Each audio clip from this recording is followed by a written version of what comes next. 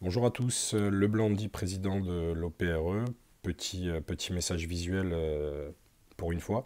Donc du coup, déjà, je tenais déjà à remercier tous les participants des actions, que ce soit les actions sur le terrain ou sur les réseaux, pour nous aider à avancer.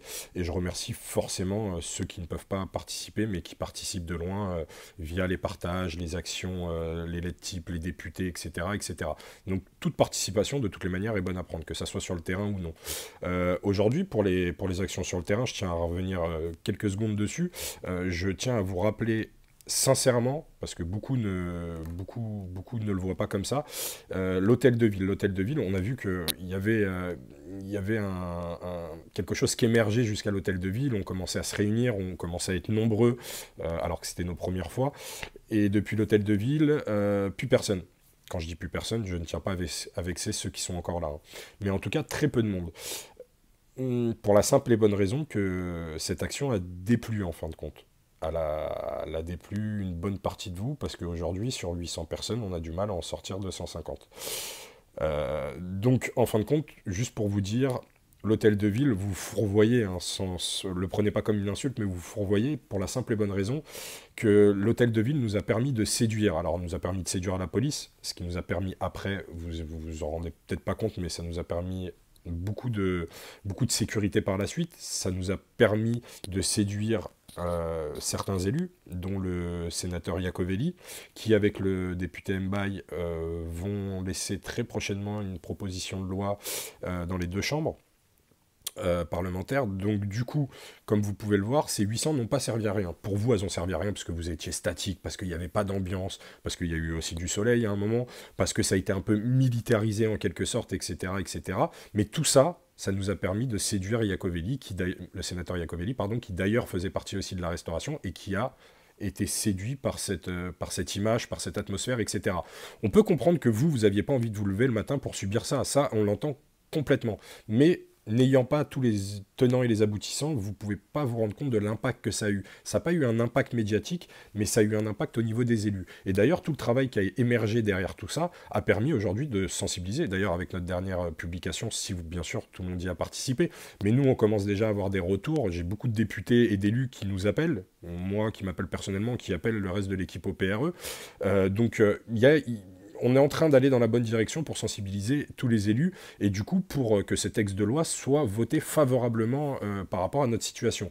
Maintenant, il ne faut pas rester utopique, il est possible, il est fort possible même, que ça ne s'arrête pas là et qu'il y ait encore un combat à mener derrière, parce que peut-être qu'on aura une sécurité, peut-être qu'on aura une annexe, rien n'est joué, surtout vu la situation du gouvernement en ce moment. Donc je dis pas que forcément c'est notre dernière chance, etc. Mais ça aura créé un ramdam suffisamment grand pour qu'on puisse rebondir à n'importe quelle défaite.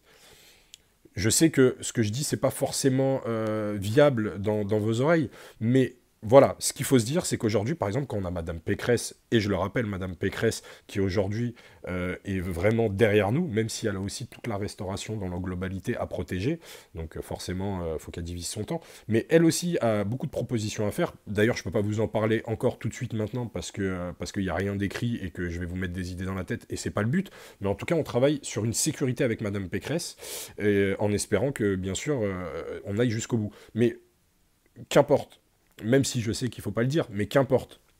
Aujourd'hui, on a un sénateur Iacovelli qui fait une proposition de loi, on a la présidente de la région qui nous propose une sécurité avec qui on va travailler, et au-delà de tout ça, on a tous les gens qui sont sensibles à ces personnes-là, et aussi les gens que vous avez sensibilisés, que ce soit les sénateurs, les députés, ou certains ministres qu'on a pu sensibiliser aussi, dont le ministère de l'économie, pardon, qui est vachement derrière nous après tous nos... Alors ils peuvent rien faire, hein, hormis mettre la pression au ministère du Travail.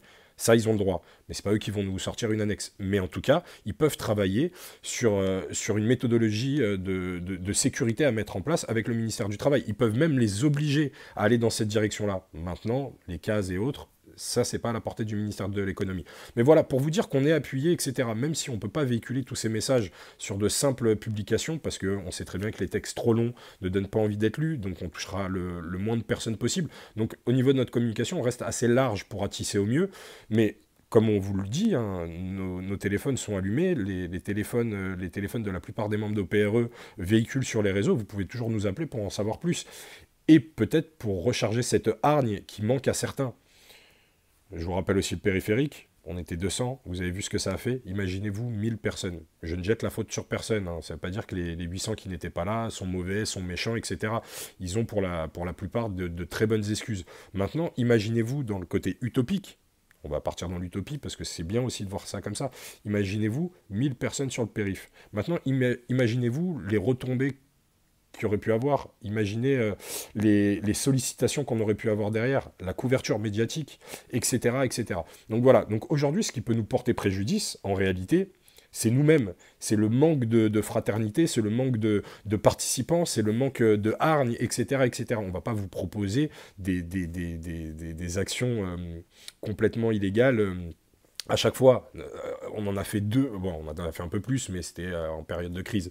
Mais l'action du périph' et le Tour de France, ça a été les seuls un peu hautes. Et je pense, après c'est ma vision à moi et pas forcément celle d'OPRE, que de temps en temps, il faut savoir aussi structurer entre des actions fortes, coup de poing, non légales, sans non plus aller trop loin bien sûr, et des actions plutôt on va dire, correctes et qui font passer un message plutôt propre.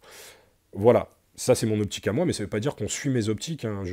Loin de là, je ne suis à aucun moment décideur. On est plusieurs à décider. Et d'ailleurs, si vous voulez faire partie des décideurs, il faut vous manifester, il faut revenir vers nous. Alors, on ne prendra pas personne par personne les idées pour les mettre en place. On essaiera de voir s'il y a une convergence qui se fait au niveau des idées, suivant tous les retours qu'on a. Forcément, on ne va pas pouvoir travailler autrement. Donc voilà, donc ce que je vous demande aujourd'hui, c'est d'être mobilisé, pardon, surtout d'y aller à fond, parce que les députés, il faut les sensibiliser, les sénateurs, il faut les sensibiliser, tous les élus, il faut les sensibiliser sur notre cas, parce que même au-delà de la proposition d'annexe de Iacovelli, le métier, il faut qu'il soit revendiqué. Donc plus d'élus seront au courant, plus on pourra tirer cette petite peau de chagrin qui nous fait mal en ce moment, vers nous et peut-être revendiquer un métier qui est réellement un métier, parce que je vous le rappelle encore, et désolé pour tous ces rappels, mais je vous rappelle qu'aujourd'hui, l'événementiel et surtout le traiteur voit passer plus de 77 millions de personnes sur ces prestations, que ça soit fête religieuse, que ça soit salon, que ça soit prestations pour entreprise, etc., etc. Donc oui, on ne sert pas à rien, on est entre 20 000 et 15 000 à peu près, et on arrive à toucher 77 millions de personnes. Et dans ces 77 millions de personnes, il y a à peu près 8-9 millions d'étrangers qui, après leur salon, après leur événement qu'on peut mettre en place, nous les extras, jouent sur un rouage économique plutôt intéressant sur le tourisme, parce qu'après, ils vont à l'hôtel, ils vont dans les restaurants, ils prolongent leur week-end ou leur semaine. Donc, mettez-le-vous dans la tête, vous ne servez pas à rien, vous n'avez pas un métier qui est tellement discret, qui sert tellement à rien, qu'il faut vous mettre de côté, pas vous revendiquer. Non, aujourd'hui, à 15-20 000, on s'occupe de toutes les fêtes religieuses sur le territoire, de toutes les grosses fêtes d'entreprise sur le territoire. Vous êtes un bien public en quelque sorte, même si vous n'en rendez pas compte. Vous, les extras en CDDU aujourd'hui, faites partie du bien public, faites partie de l'histoire de la France. La France, c'est quoi? C'est la convivialité. Vous faites partie de cette histoire-là. Donc, pour ceux en tout cas qui ne le voient pas comme ça, essayez de vous renseigner un peu. Il y a des dossiers, on peut vous les fournir, qui parlent de nos retombées économiques et autres, de tous les avantages qu'on peut apporter à cette France, parce qu'il n'y a pas que... Aujourd'hui, si on perd cette économie-là, c'est la France qui perd cette économie-là. Donc, si en tant que maître d'hôtel, vous ne voulez pas vous revendiquer, revendiquez-vous en tant que citoyen. Quoi qu'il arrive, vous ne servez pas à rien. Vous n'êtes pas petits, vous n'êtes pas des gratteurs d'argent.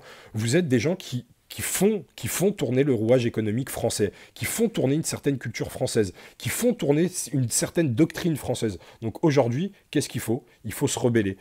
Sans violence, bien sûr, mais il faut se rebeller contre cet oubli qu'on est en train de subir. Parce qu'on n'a pas à être oublié. Parce qu'aujourd'hui, on a un métier qui fait qu'on marque les gens. Les fêtes d'entreprise, tout le monde s'en rappelle. Les mariages, tout le monde s'en rappelle. Et autres, tout le monde s'en rappelle.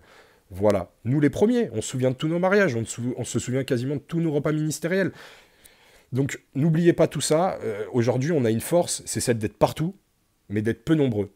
Alors il faut s'en servir, sauf que le peu nombreux aujourd'hui, il faut qu'il change. Donc le peu nombreux, il faudrait qu'il fasse un noyau, une grosse boule bien forte, et qui aille se jeter sur tous les gens qui nous dénigrent et qui nous oublient. sans violence, je le rappelle, c'est des mots peut-être forts, ou en tout cas des images fortes que j'essaye de mettre en place, mais à aucun moment on parle de violence. Voilà, j'espère que le message est passé. Surtout, n'oubliez pas, aujourd'hui, la priorité, sensibiliser tous vos députés, et pas que par des mails. Il faut aussi des coups de téléphone, il faut les harceler. Une action prochainement va être mise en place, légale, nous espérons qu'on... En tout cas, je l'espère, et au PRE l'espère aussi, qu'on ne se retrouve pas à 250. Il faut du nombre. Il faut du nombre, et surtout pour cette proposition de loi qui va être déposée, il va falloir qu'on fasse une action symbolique. Donc une marche, une représentation avec des médias, des députés, etc., etc. On va essayer de mettre ça en place. Manque de peau, avec ce qui se passe en ce moment, la violence, le boycott de certains produits français, etc., etc. On n'est pas les premiers visés. Donc on va attendre que les vacances se passent, et juste après les vacances, on attaque. Sans violence. Voilà. Dites-moi si le message est passé, sinon j'en refais une. Ça m'embête un petit peu, mais je vais vous embêter un peu plus parce que je suis long et j'aime bien parler. Voilà. Force et honneur à tous les extras avant au PRE, et puis ensuite force et honneur au PRE, parce qu'on cherche pas la gloire, on cherche pas l'argent, mais je vous promets que le travail est difficile, donc venez nous assister s'il vous plaît, on n'y arrivera pas tout seul. Ça fait déjà 8 mois à peu près, 8 mois c'est dur, c'est quasiment une année. On travaille très dur, on veut pas de merci, on veut pas de remerciements, on n'attend pas ça, hein. Loin de là, on attend votre présence en fait. Voilà, je crois que c'est le plus important, c'est votre présence, votre mobilisation, pardon, et puis se sentir appuyé parce qu'on n'a pas envie de se dire qu'on n'est qu'une vingtaine à défendre le métier. Donc venez avec nous s'il vous plaît, montrons qu'on est unis, montrons qu'on est une famille, changeons les choses parce qu'il y a que ça qui marche aujourd'hui, c'est le communautarisme, et soyons communautaires dans notre petite branche, sans non plus descendre les autres, parce que peut-être qu'on va devoir se rejoindre un jour avec les autres pour appuyer tout ça. C'est pas encore le moment. Regardez, avec les extras, on a réussi à faire du bruit, et c'est pas fini.